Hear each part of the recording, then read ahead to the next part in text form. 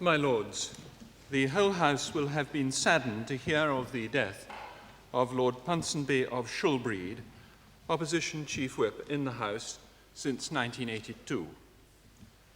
Over the last 8 years, Tom Ponsonby played a key role in the life of your lordship's house, and on all sides I know that we feel that he served the whole house with great devotion and integrity, and that in Tom we had and we have lost a friend. My lords, through his skillful reconciliation of the demands of party politics and parliamentary duty, he ensured that the constitutional role of opposition was carried out in a way which did credit to all sides and all sections of opinion.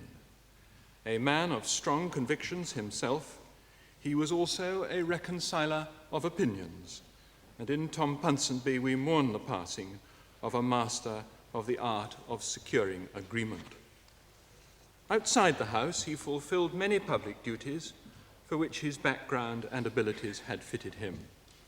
His experience of local government was extensive, and he had been, of course, an alderman of both the Kensington and Chelsea Council and of the Greater London Council. And he also played a leading role in the tourist industry in this country, and particularly here in the capital. We share their loss with noble lords in his own party. But not only will Tom Ponsonby be remembered with great affection and respect, as Opposition Chief Whip, he occupied a position of very great importance, and the way in which he carried out his responsibilities will leave their imprint on your lordship's house for the future. I believe I speak for us all in expressing our deepest sympathy to his wife Maureen and in paying tribute to Tom Ponsonby today. My lords, we are very grateful to the noble lord, the leader of the House, for his generous tribute to our noble friend, Lord Ponsonby. Although he had been ill for some weeks, his death came as a distressing shock to us all yesterday, and it is difficult to realize that he is no longer with us. Tom Ponsonby came of a long line of distinguished public servants, and his own life was one of unremitting service to public causes. As the noble lord has said, he made a notable contribution to London local government, becoming a councillor in Kensington at the age of 26 and ending as chairman of the Greater London Council 20 years later. He was active in many other fields, not least the Fabian Society, and he supported a large number of charities. When I started working with him in this house, I quickly realized that Tom knew everyone in London and that everyone knew him. It was a pleasure and a privilege to work with him as our Chief Whip. As all of us know, the office involves heavy responsibilities, long hours, and difficult problems, some of them insoluble. Tom Ponsonby coped with these with skill and good humour, and always with consideration for his colleagues. He was asked recently in an interview which part of his life he had most enjoyed, and he answered without hesitation, "My work in the House of Lords." He was a most devoted servant of this House. We have lost a fine parliamentarian and a most lovable colleague and friend. We send our deep sympathies to Maureen and the family. My lords, I join in the sorrow and the sympathy which have been so appropriately and indeed poignantly expressed by the noble Lord, Lord Cledwyn, and the noble Lord, the leader of the House. I think the House feels an exceptional sense of collective loss. Yesterday afternoon, when the news of Tom Ponsonby's death came through, there was an almost physical atmosphere of deprivation and dismay in the corridors, particularly those which he most frequented, such as I have never known before in this house. I first knew Tom Ponsonby over 30 years ago, when he was a Kensington councillor and an active member of the Fabian Society, of which distinguished organization he later became General Secretary. In that office, he succeeded not only the almost legendary ERPs of 100 years ago, but also in the more recent past, such diverse figures as John Parker, later Father of the House of Commons, the noble Lord Northfield, and Mr. William Rogers and Mrs. Shirley Williams.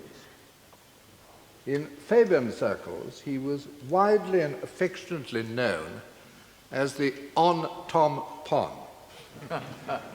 The sobriquet reflected something of both his enthusiastic informality and his distinguished provenance. His great-grandfather, a notable advisor and courtier to Queen Victoria, his grandfather, at the beginning of his career, private secretary to Campbell Bannerman, and his successor as MP for the Stirling district, and then a Labour minister and leader of the opposition in this House for 4 years.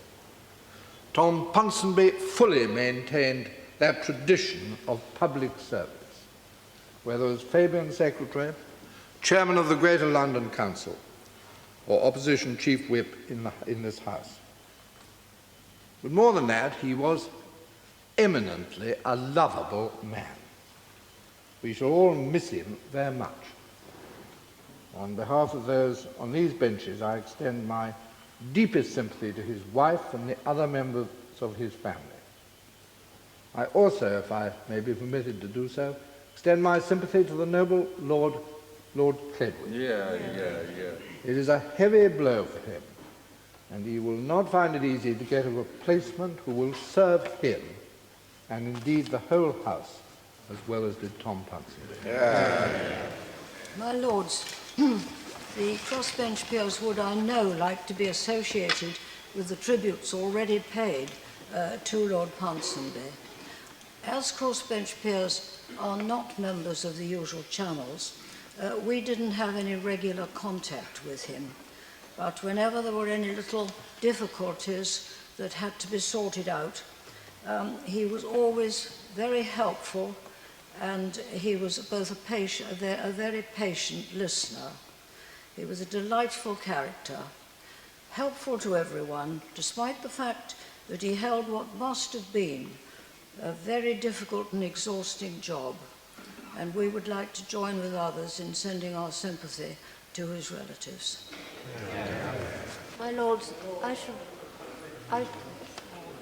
Bishop. My lords, as a newcomer to your lordship's house, I did not myself have the pleasure of meeting Tom Ponsonby.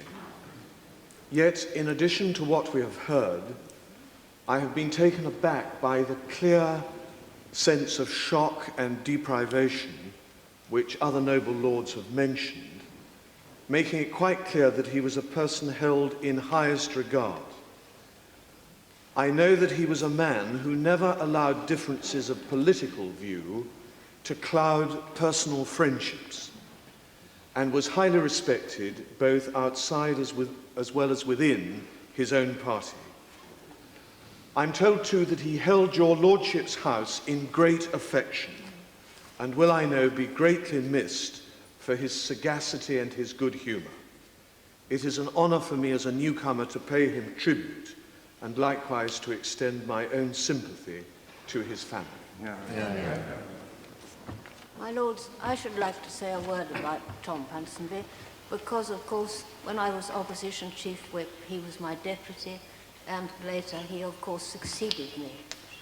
I had known him and worked with him in the Fabian Society days, and also, of course, in general party matters for nearly 30 years. We were, I suppose, rather old-fashioned socialists in those days. We worked in an atmosphere or a world of antiquated duplicating machines, piles of dusted books and pamphlets, punctuated by fighting fierce elections, mostly in perfectly hopeless seats. And he was a splendid colleague, hard-working, loyal, always kind, and he had a quality of originality which made him a remarkable man. He was very unusual, dedicated, very private, gently eccentric, if one may call it that. Our party loved him and valued him very highly. Above all, he was a complete and natural House of Lords man. The whole House will greatly miss him, and especially his instantly recognizable presence, striding down the corridors, presiding over the division lobbies, and always at solemn moments lightening them with his warm humor. His tragic and almost unbelievable death came much too soon, and we, above all, grieve deeply for Maureen and his family, and we give them our heartfelt sympathy.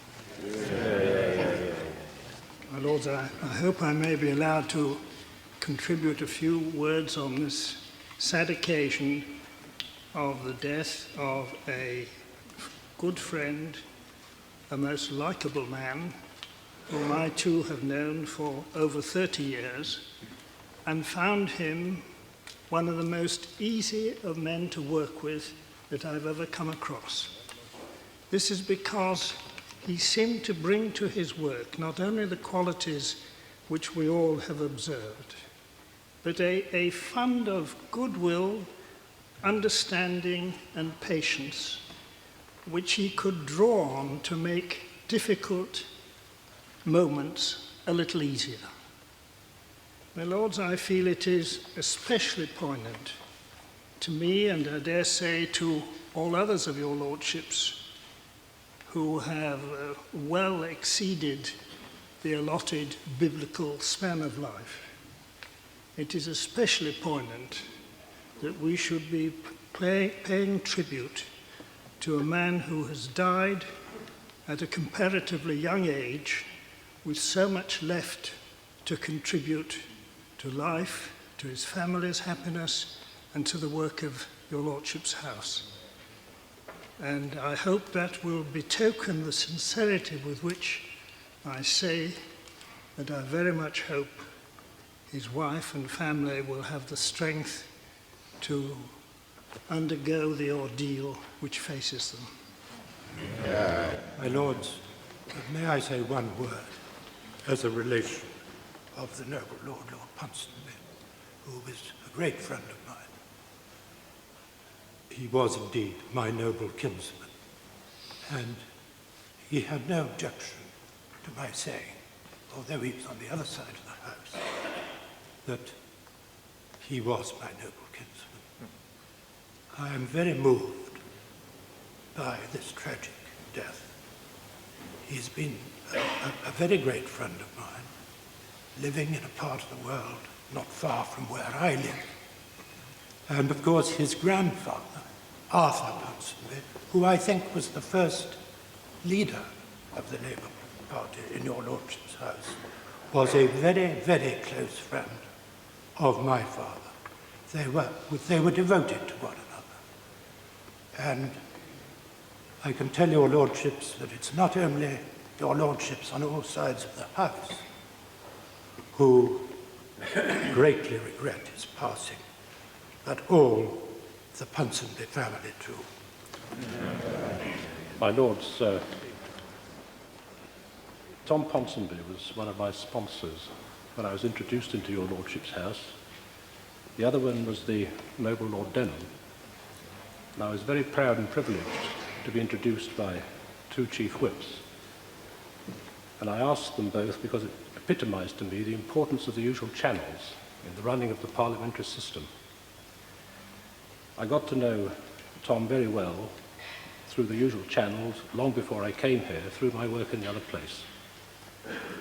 I was not only struck by his great good humour, but his tolerance, and he taught me, long before I came to your Lordship's house, the importance of the usual channels in the system, and particularly in relation to your Lordship's house and the essential part it plays in the running of our Constitution.